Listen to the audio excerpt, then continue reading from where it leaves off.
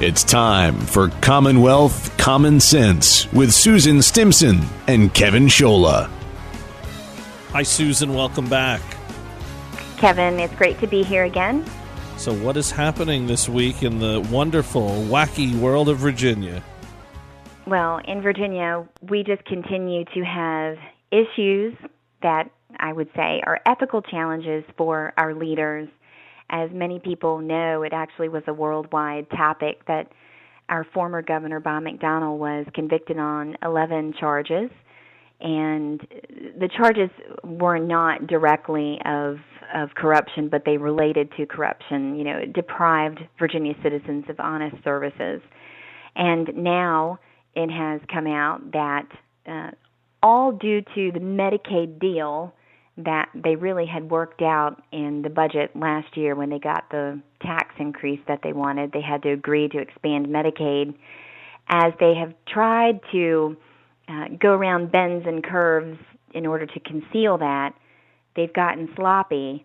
And the chief of staff for our sitting governor, Terry McAuliffe, left a voicemail to one of the senators who was about to resign, where he offered his daughter, actually, a job if he would just stay in the Senate so that they could get through the Medicaid deal that they were working on.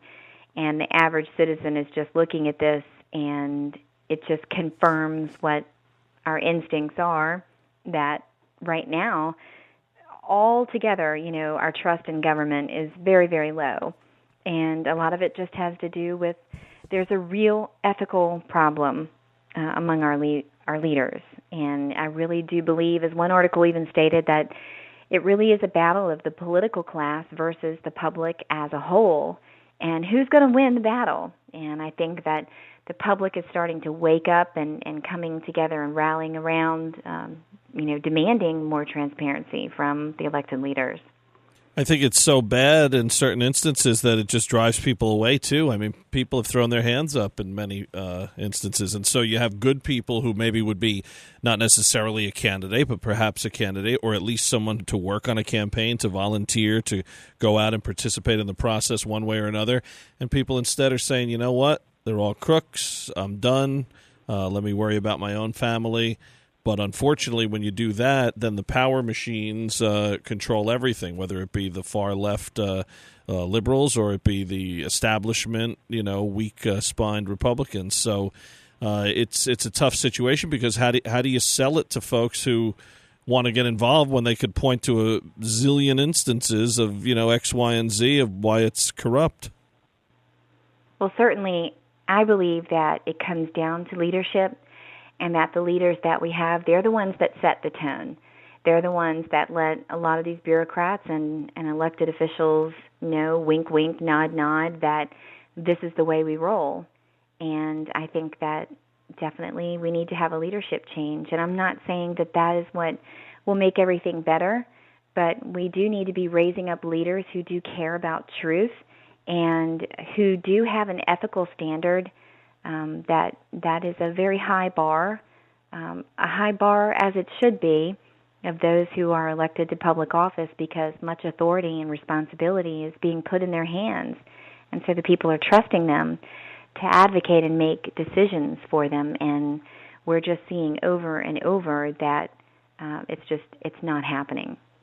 And they have to stick to it, and not just, the obvious egregious stuff of getting into high crimes or corruption, but even just keeping campaign promises. I mean, after you get by Ted Cruz, it's hard to pick some names sometime to say, well, who didn't disappoint after saying they do one thing. I mean, you mentioned McDonnell as an extreme case, but even Cantor, who was booted in Virginia, and others across the nation, you see them come in and say they're going to do one thing or another, and then kind of pull back on that once they get into that culture of Washington or their state capital, whatever the case may be. Well, it does come down to a desire for power, and we need to be electing people into office who are willing to keep that power in check. And the best way to do it is to have sunlight, to have transparency. If things are out in the open, there is less temptation to just kind of make things happen because, well, that's going to be good for our side.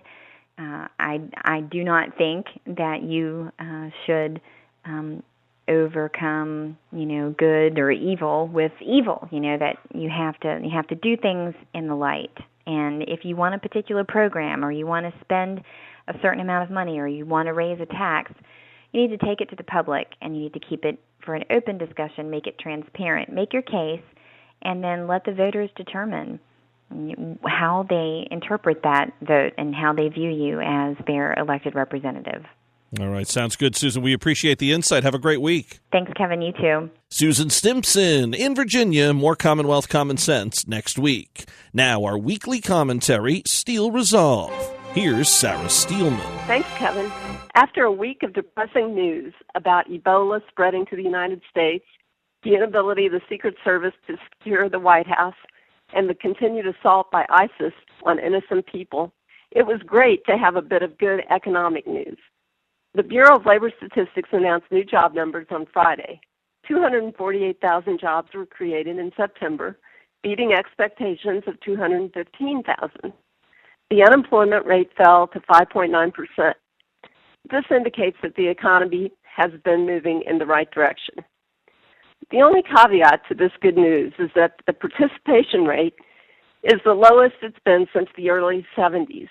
The participation rate is a measurement of those people actively seeking jobs. The unemployment rate is calculated based on this number.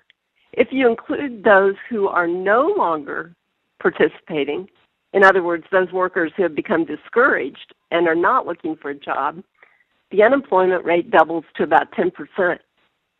It is difficult to tell if a discouraged worker is no longer participating because of structural or cyclical problems within the economy.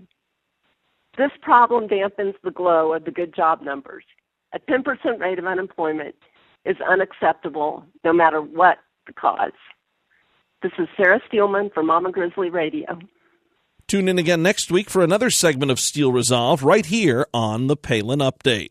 The Palin Update, including Commonwealth Common Sense and Steel Resolve, is on demand and available for download. So just head to mamagrizzlyradio.com, pick the show you want to hear, and you can listen anywhere, anytime.